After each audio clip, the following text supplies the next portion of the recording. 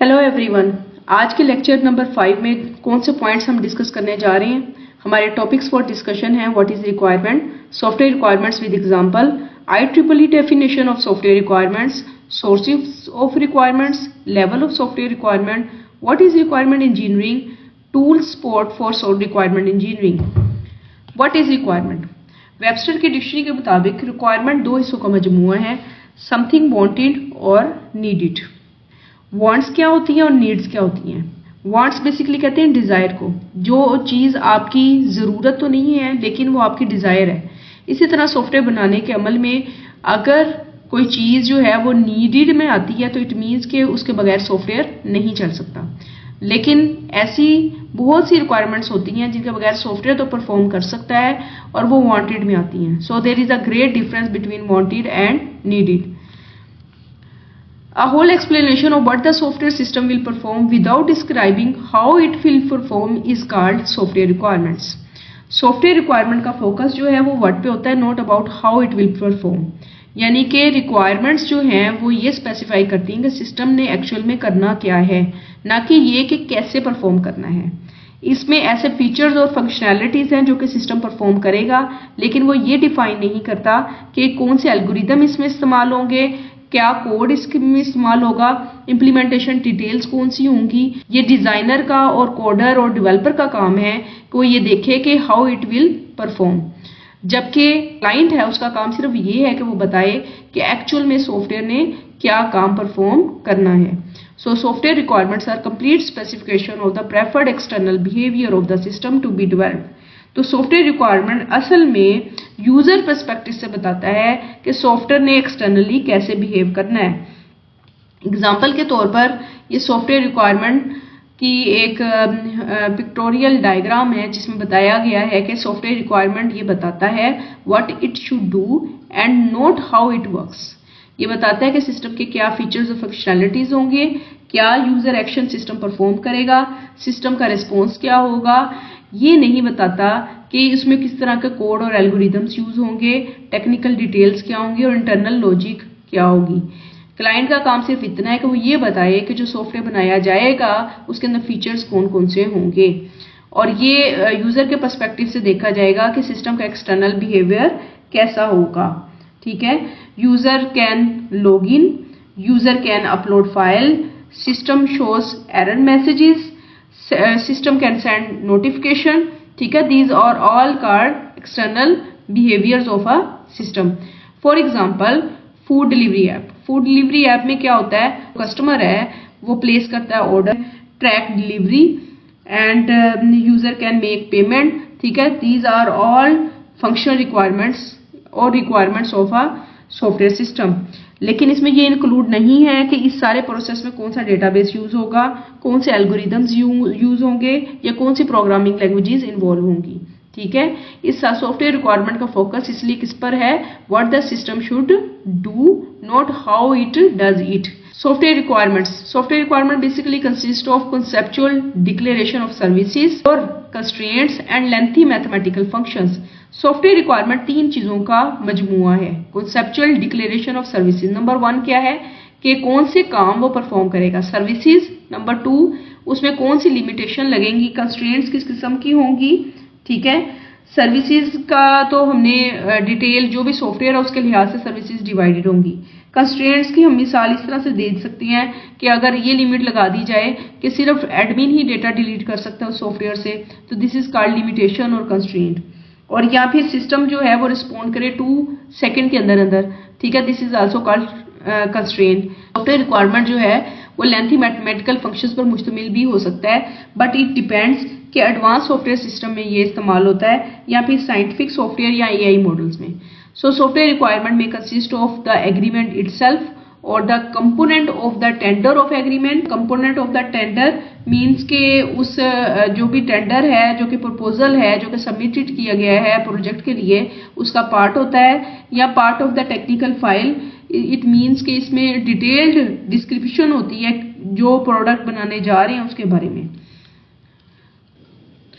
IEEE की definition के मुताबिक सॉफ्टवेयर रिक्वायरमेंट क्या है?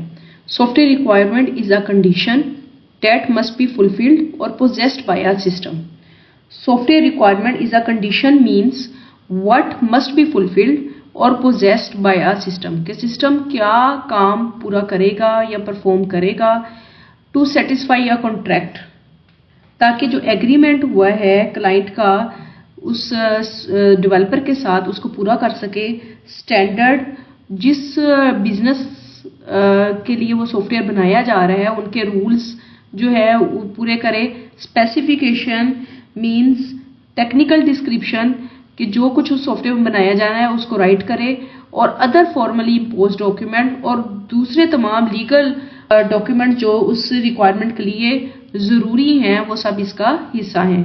729 IEEE का स्टैंडर्ड है और इस स्टैंडर्ड के मुताबिक ये सॉफ्टवेयर इंजीनियरिंग की ये बेसिकली ग्लोसरी है, जो कि सॉफ्टवेयर इंजीनियरिंग के टर्म्स ही इसमें इस्तेमाल की गई हैं और उसी की डेफिनेशन है जो कि वर्ल्ड वाइड यूज़ हो रही हैं।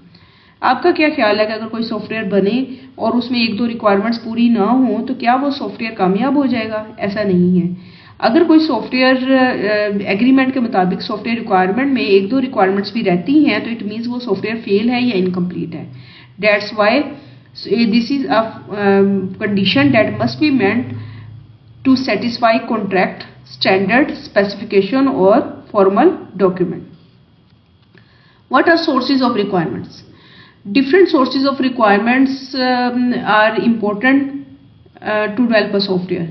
मुख्तलिफ सोर्सेज होते हैं किसी भी रिक्वायरमेंट के। नंबर 1 सोर्स है स्टेक होल्डर। स्टेक होल्डर वो लोग होते हैं जो कि अफेक्टेड होते हैं किसी ना किसी तरह उस सिस्टम से, ठीक है, या वो सिस्टम को यूज़ करेंगे। वो कस्टमर हो सकते हैं, वो एंड यूज़र हो सकते हैं, वो मैनेजर हो सकते हैं, वो क्लाइंट्स हो सकते हैं। सोर्सेज होते हैं रिक्वायरमेंट के, उनसे कोई ना कोई डिमांड इकट्ठी की जाती है। फॉर एग्जांपल अगर बैंकिंग सिस्टम है तो बैंक के एम्प्लॉयज़ होते हैं जो कि रिक्वेस्ट करते हैं कि हमें अकाउंट क्रिएट करके दिया जाए, या हमें बैलेंस चेकिंग का फंक्शन जो है मौजूद होना चाहिए, या जो ट्रांजैक्शंस की हैं उनकी हिस्ट्री जो है वो विजिबल होनी चाहिए, ठीक है। सेकेंड सोर्स जो है वो डेट इज़ डॉक्यूमेंट। डॉक्यूमेंट्स जो हैं वो रिक्वायरमेंट्स जो हैं वो मुख्तलिफ सोर्सेज से आती हैं। इसमें डॉक्यूमेंट्स का बड़ा अहम किरदार है।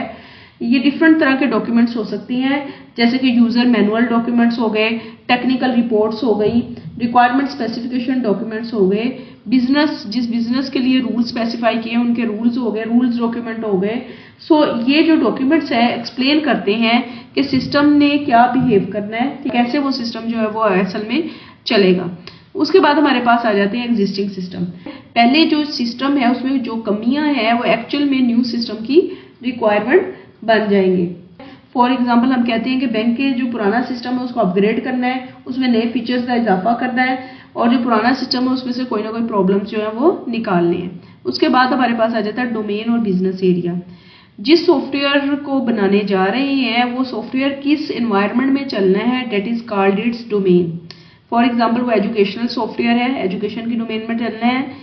वो इंजीनियरिंग से रिलेटेड सॉफ्टवेयर है, वो बैंक की डोमेन में चलना है। बिजनेस रिलेटेड सॉफ्टवेयर है, वो कौन सा सॉफ्टवेयर, सॉफ्टवेयर जिस डोमेन में काम करेगा तो उस डोमेन के एक्सपर्ट से रिक्वायरमेंट्स जो है वो ली जाएंगी।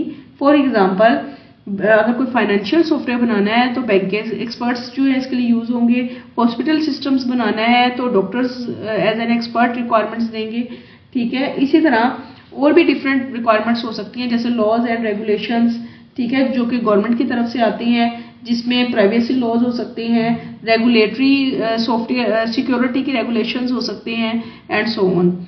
What are level of software requirement?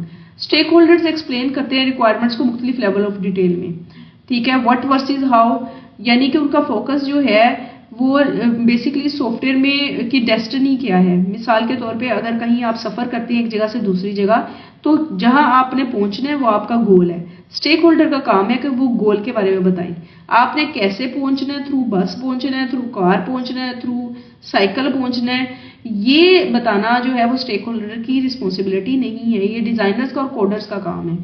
बिल्कुल इसी तरह स्टेक होल्डर्स का फोकस व्हाट पे होता है, नॉट अबाउट हाउ। इसी तरह one person floor is another person ceiling. इसका क्या मतलब है कि हर स्टेक होल्डर जो है उसका अपना पर्सपेक्टिव होता है रिक्वायरमेंट को पेश करने में। एक स्टेक होल्डर उसको सीलिंग की तरह देखता है तो दूसरा स्टेक होल्डर उसको फ्लोर की तरह देख रहा होता है। फॉर एग्जाम्पल एक क्लाइंट कहता है इस सॉफ्टवेयर के अंदर रजिस्ट्रेशन होनी चाहिए, यूजर रजिस्ट्रेशन। उसने जस्ट ये कहा कि यूजर रजिस्ट्रेशन होनी चाहिए, ये उसके लिए एक सीलिंग की तरह है, ठीक है। तो दूसरा जो स्टेक होल्डर है वो कह रहा है कि इसके अंदर जो है वो सिर्फ रजिस्ट्रेशन ही नहीं होनी चाहिए, इसके अंदर अदर फीचर्स भी होने चाहिए, नेम, उसका ईमेल, उसका पासवर्ड, उसकी वैलिडेशन की डिटेल्स, उसके रूल्स। तो इट मीन्स के different type of stakeholders different level of details जो है वो शेयर करते हैं। What is requirement engineering? हमने अभी तक सॉफ्टवेयर रिक्वायरमेंट्स के बारे में पढ़ा कि सॉफ्टवेयर रिक्वायरमेंट्स जो हैं वो बताते हैं कि requirements are most important part of building a software. Requirements provide the basis to all software products. कोई भी आप सॉफ्टवेयर अगर आप देखते हैं तो सबसे पहले उसके फीचर्स देखते हुए आपके ज़हन में ये सवाल आता है कि ये कहाँ से बिल्ड हुए हैं, कहाँ से आए हैं। तो ये इतना आसान नहीं है, इसके लिए सबसे पहले रिक्वायरमेंट्स इकट्ठी की जाती हैं, इसको हम सॉफ्टवेयर रिक्वायरमेंट्स बोलते हैं। So requirement engineering is the process which enables us to determine systematically the requirements for a software product. Requirement engineering एक ऐसा प्रोसेस है जो हमें स्टेप बाय स्टेप बताता है कि किस तरह से हम किसी भी सॉफ्टवेयर की रिक्वायरमेंट्स इकट्ठी कर सकते हैं। Requirement engineering is a description of features and functionalities of the target system. ये हमें अदर फीचर्स, क्या उस सिस्टम के अंदर खूबियाँ होनी चाहिए, क्या काम वो सिस्टम परफॉर्म करे जिस सिस्टम को टारगेट सिस्टम को बनाने जा रहे हैं। इन अदर वेज ये बताता है कि सिस्टम ने एक्चुअल में करना क्या है। So requirement engineering refers to the process of defining, documenting and maintaining requirements in the engineering design process. ये हमें ये बताता है कि रिक्वायरमेंट्स क्या हैं, उनको किस तरह से राइट डाउन करना है, डॉक्यूमेंट करना है और फिर उसके बाद किस तरह से मैनेज और मेंटेन करना है। इसके 4 स्टेप्स हैं, जिसमें सबसे पहले फिजिबिलिटी स्टडी है। किसी भी सॉफ्टवेयर को बनाने से पहले, उसकी रिक्वायरमेंट इकट्ठी करने से पहले उसके बारे में फिजिबिलिटी स्टडी की जाएगी। क्या वो सॉफ्टवेयर जो है वो कितना टाइम लेता है बनने में, कितनी कॉस्ट लगती है, उसमें कितनी एफर्ट लग रही है, ठीक है। क्या वो सॉफ्टवेयर बनाना फिजिबल भी है या नहीं, उसकी डिमांड भी है या नहीं। उसके बाद हम रिक्वायरमेंट्स को गैदर करते हैं। सेकेंड स्टेप में रिक्वायरमेंट्स को इकट्ठा करते हैं डिफरेंट स्टेक होल्डर से, जिनको हम प्रीवियसली स्टडी कर चुके हैं। सोर्सेज ऑफ रिक्वायरमेंट्स से हम इसको इकट्ठा करते हैं। उसके बाद सॉफ्टवेयर रिक्वायरमेंट स्पेसिफिकेशन, यानी कि उन रिक्वायरमेंट्स को राइट डाउन किया जाता है, से SRS बोलते हैं। जब रिक्वायरमेंट्स राइट डाउन हो जाती हैं तो उन रिक्वायरमेंट्स को वैलिडेट किया जाता है, यूजर की तरफ से यकीन दहानी करवाई जाती है कि ये फाइनल रिक्वायरमेंट्स हैं और उस पर स्टैंपिंग करवाई जाती है, ठीक है। और उसके बाद अदर फेजेस भी हैं, जैसे कि रिक्वायरमेंट मैनेजमेंट हो गया। जब ये सारा कुछ चल रहा होता है उस दौरान में इन तमाम रिक्वायरमेंट्स को साथ साथ मैनेज भी किया जाता है।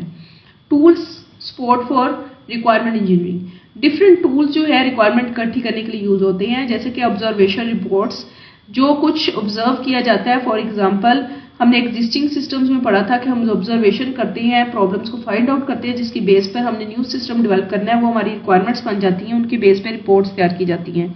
इसी तरह क्वेश्चनियर्स हैंड किए जाते हैं, इंटरव्यूज दिए जाते हैं स्टेक होल्डर से, सर्वेज किए जाते हैं, जिनसे हमें अंदाजा होता है कि सिस्टम हमारे लिए कितना इंपॉर्टेंट है, ठीक है। और उसके बाद पूल्स कंडक्ट करवाए जाते हैं, जिससे ट्रेंड्स का पता चलता है कि करंट ट्रेंड्स क्या हैं। यूज केस डायग्राम्स बनाई जाती हैं, जिसमें सिस्टम की एक्चुअल फंक्शनैलिटी के बारे में, इनर बाउंड्री के बारे में पता चलता है, सिस्टम के अंदर होने क्या जा रहा है। आगे जाके इसको डिटेल में स्टडी करेंगे। यूजर स्टोरीज डेवलप की जाती हैं, रिक्वायरमेंट वर्कशॉप्स बनाई जाती हैं, जिसमें 3D डायग्राम्स बिल्ड किए जाते हैं, जो कि आजकल का ट्रेंड है, जिसमें 3D डायग्राम्स की मदद से ही समझा दिया जाता है कि सिस्टम ऐसे काम करेगा, सिस्टम ये काम परफॉर्म करेगा। फिर उसके बाद माइंड मैपिंग की जाती है और उसको राइट डाउन किया जाता है। प्रोटोटाइप्स, मॉकअप मॉडल्स बिल्डअप किए जाते हैं, जिसमें यूजर को वो रिक्वायरमेंट्स दिखाकर वेरीफाई करवाया जाता है कि ये रिक्वायरमेंट्स जो है किस तरह से परफॉर्म हो रही हैं। अब क्वेश्चन ये है, आपने ये बताना है which source of requirement is the most important, stakeholder, document और existing system. Thank you for watching. If there is any question, feel free to ask.